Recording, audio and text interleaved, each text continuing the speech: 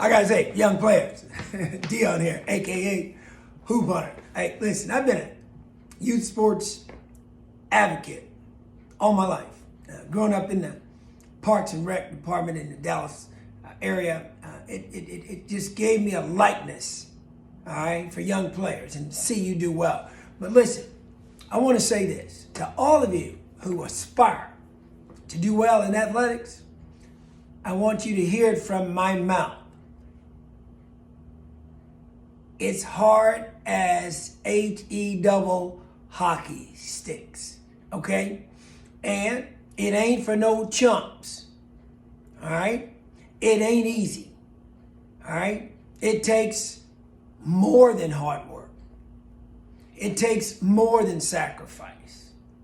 It takes more than patience. It takes more than just believing.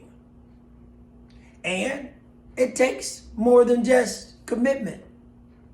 Now, if you're willing to go beyond those things, you got a chance. But I'll tell you this, it ain't easy. And listen to me, a lot of people get sidetracked because a lot of players that play sports, they have a parent, loved one, dear friend, or someone that they know who have played the game and have been successful and they took part in it, okay? Which is cool. The only part is, our problem is that what parents did, what I did, all right, it was for us. It was for me. It's not for you. So now it's your turn and you have to be able to exceed those things that most out there say can't be done. When you've done the core things that I just mentioned, you have to exceed that to make it in this game. And listen, it's not the coach's fault, which most people want to believe. Coaches are squirrely, parents are squirrely, people are squirrely. But guess what? Life is squirrely. But if it's going to all be squirrely, we got to be a squirrel. And we got to be able to maneuver and manage our way through it all. It's not easy. It's hard. You have your moments. But I can tell you this. You got to turn that zero into something substantial, all right? That adds up to something that the coach and your team needs that nobody can take away. I always say, what does your athletic bank account look like? What does it look like? All right, you're either wealthy or you're poor, all right? And when you do all those little things with all of those intangible things, you know, like self-drive, being self-motivated, being willing to lead by example, being able to encourage people who coaches put out front, even if you have to wait your turn. Those are intangibles. You have to be able to invest in those things as well, because sometimes those things there are the right of ways passages for you to be successful. And people don't tell you that. But I can tell you this. If you're standing and if you're breathing and if you're living, there's nobody on the face of this earth that can stop you from achieving a meaningful or high level of success. The biggest issue is you gotta want it. And you gotta want it better than your parents. You gotta want it better than your coaches. Listen to me. Coaches are looking for doers.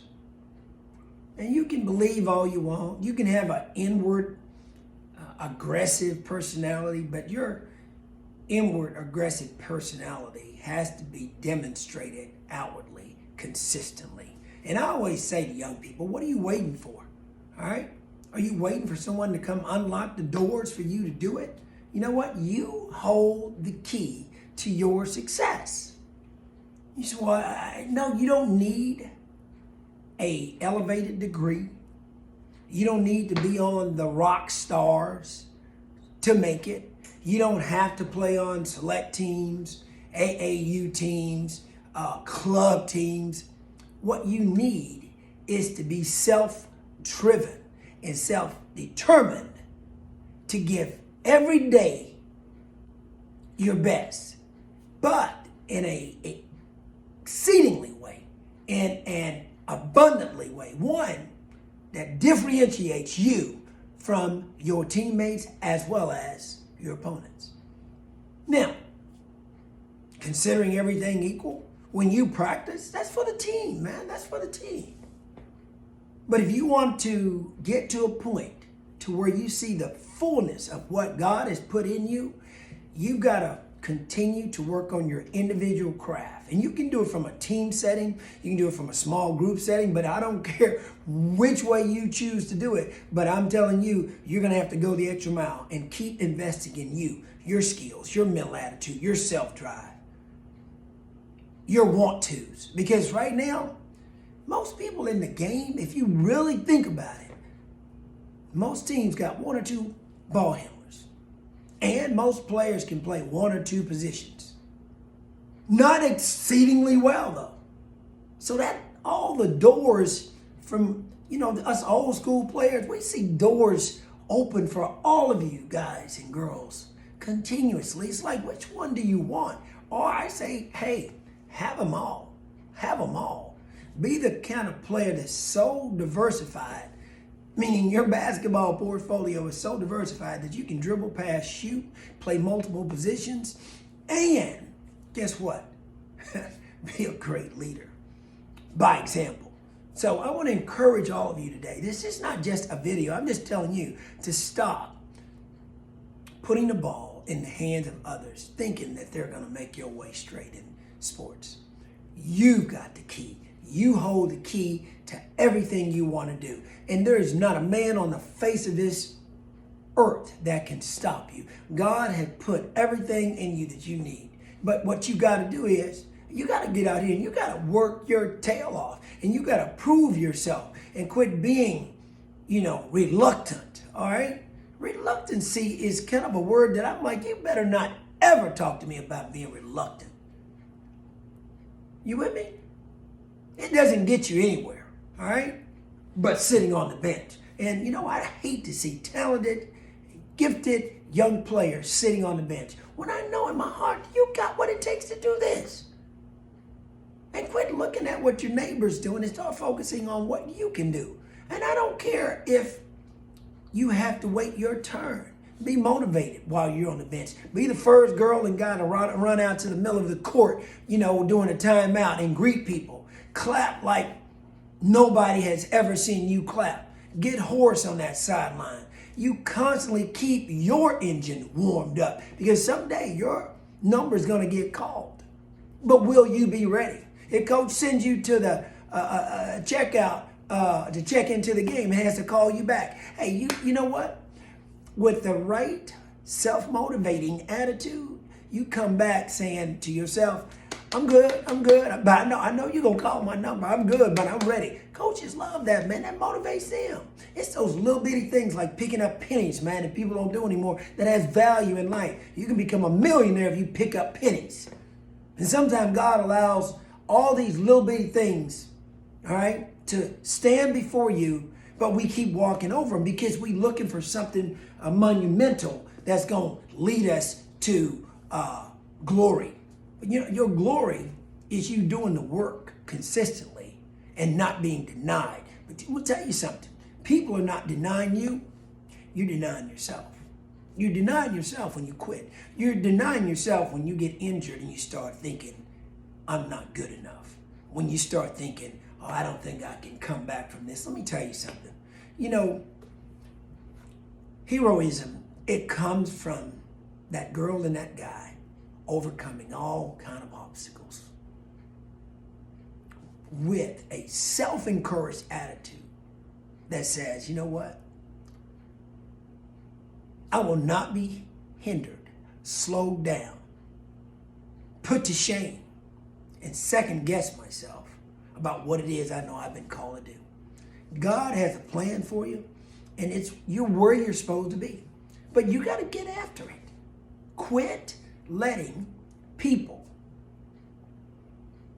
social media, hype, what team you're on, who's your coach, who's not your coach, what somebody else's team is doing. Stop looking at other people and start focusing on you and yourself and what you can do. And then when you get out there, let your light shine. And you do it together as a team. You work as a team. You play as a team. You pray as a team. You exalt yourself on the court as a team. You get after it. There's nobody that can stop you. And I'm here to tell you that. The best of you is in the rest of you. Quit thinking less about what it is that you can do and start investing in those things that you know in your heart gave you that notion to want to be a basketball player. Listen, we as fans now, we come to games to cheer you on. We cheer on effort. We cheer on people that don't quit. We cheer on people that give first, second, third, fourth, fifth, and sixth effort. We cheer them on. And then we get in the car and we tell our kids, I want you to be like that. Look at that girl. Look at that guy. I want you to be like that. And sometimes when we're talking to our kids about other people, they plug their ears up. But that's the time you need to be listening and looking and learning. But you know what? If you want to get a parent to stop talking or a coach to start talking, you go out there and do your job. And you do it exceedingly and abundantly well. Better than anybody that we've ever seen. And you focus on where God has placed you. Don't worry about the success of other teams. You worry about the success of your team. And start with you. If I can get you to doing your job, maybe the next person, maybe it'll have a ripple effect. And it'll cause them to want to be like you. Lead by example. Don't say never. Think of every day as a possibility for you to do something that's never been done before. You don't need to be 6'9". You don't need to be 6'5". You don't need to weigh 300 pounds, 200 pounds, 150 pounds. You don't need your parents to drive a Porsche. You don't need them to drive a dump truck. You don't need them to live in a certain zip code. God has predestined every one of you to be successful. And He has allowed you to be placed where you are so that His glory can be revealed through your work. Meaningful work. Now, get out there and work your tail off. Out-hustle your opponents. Outwork your opponents. Prove to the coach, day in and day out. You give me 1 minute, I'm going to turn it into a minute point one, minute point two. You thought I was going to say 3 and 4. No, sometimes it doesn't go in those increments. Sometimes everything is a rite of passage, man. You just got to labor your way to the top. Everybody want to take the elevator to the top. I'm telling you, anybody that takes the elevator to the top, I promise you, they don't get there. You get there by working your tail off. You take the stairwell all the way up to the top. When you get there, you'll be strengthened. You'll be restored. You'll be refined. And you'll be ready for play. Nobody can stop you. Nobody. Deon, a.k.a. Hoop Hunter, the original hustler, hustling for the rest of my life for the Lord. And I will always pull for you. I'll always champion you because I believe in you. And I champion coaches. I champion other trainers. You guys get out there and keep doing what you're doing. I can't do it by myself. Me and my boys can't do it by ourselves. You're our teammates. You don't get out there and do it and keep helping these young people. See what lies inside of their hearts. They just got to be willing to transfer what they're being taught over to the court. It's transferable. How would you like to get $1 million from me? I'd have to transfer it into your bank account. You'd like that, right? And you'd be wealthy. You can do a lot of things, right? Well, that's what you do when you learn basketball from somebody like myself or my teammates or my colleagues out there or my allies that are out there training and working their tail off too. Love God, love people. Be blessed. Deon, signing off.